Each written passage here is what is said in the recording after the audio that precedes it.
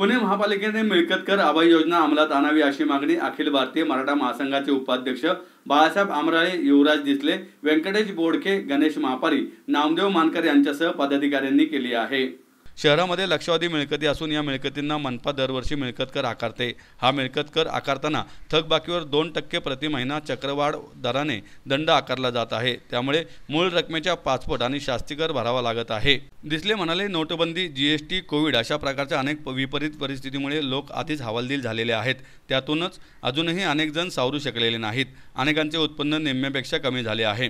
तसेच अनेक मिळकतधारक इतर विपरीत कारणांमुळे आर्थिक संकटात सापडलेले असून इतक्या मोठ्या प्रमाणावर दंड व शास्ती कर भरू शकत नाहीत।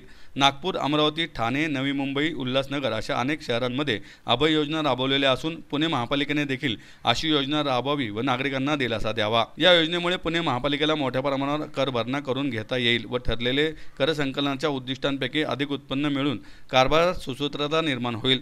त्याचबरोबर राज्य सरकारकडून 250 कोटी रुपयांची आवश्यकताही भासणार नाही। त्यामुळे शासनाने त्वरित ही अभय योजना अंमलात आणावी अशी मागणीही आमराळे यांनी यावेळी केली। तर्फे काल आपण पुणे महानगरपालिका आयुक्त जे आहेत राजेंद्र भोसले साहेब त्यांना आपण काल एक निवेदन दिलेलं आहे।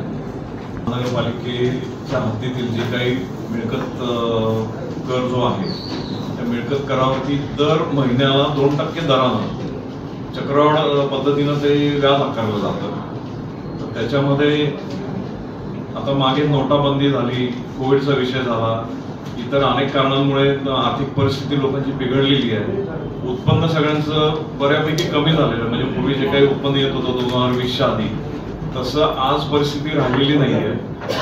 तर ह्या सगळ्या परिस्थितीचा विचार करून ही जी 2% चक्रवाढ दरानं चक्रवाढ व्याजदर जो काही लावला आहे तो कमी करावा। त्याच्यामध्ये त्या दंड आणि शास्तीची रक्कम मूळ रकमेपेक्षा ही खूप अधिक झालेली, म्हणजे 4 पट 5 पट अशा पद्धतीने ते झालेलं आहे। तर ती दंड आणि शास्ती कमी करावी आणि मूळ रक्कम भरून घेण्यात यावी अशी आपण विनंती त्यांना केलेली आहे त्या पत्राद्वारे। त्याच्यामध्ये दुसरी गोष्ट अशी आहे की पुणे महानगरपालिकेने या वर्षीचं उद्दिष्ट ठेवलं तर 2700 कोटी रुपये मिळकत करापासून ते उत्पन्न त्यांनी गृहीत धरलं होतं आणि ते उद्दिष्ट ठेवलं होतं तेवढं गोळा करावं। आता त्यांचं म्हणणं असं आहे की 2100 कोटीच्या आसपास ते उद्दिष्ट त्यांचं पूर्ण झालेलं आहे, पण त्याच्यात जी काही तूट राहिलेली त्याच्यासाठी त्यांनी 250 कोटी रुपये राज्य सरकारकडे मागितले। तर आम्ही असं म्हणणं मागतो आहोत की जर तुम्ही अभय योजना जर राबवली तर ह्या अभय योजनेमधून महानगरपालिकेला जे काही उद्दिष्ट त्यांचं होतं 2700 कोटीचं तो टप्पा पूर्ण होऊन त्याच्यापेक्षा अधिक महसूल त्यांना गोळा होईल आणि राज्य सरकारकडे ते 250 कोटी मागणं पण त्यांना गरज पडणार नाही।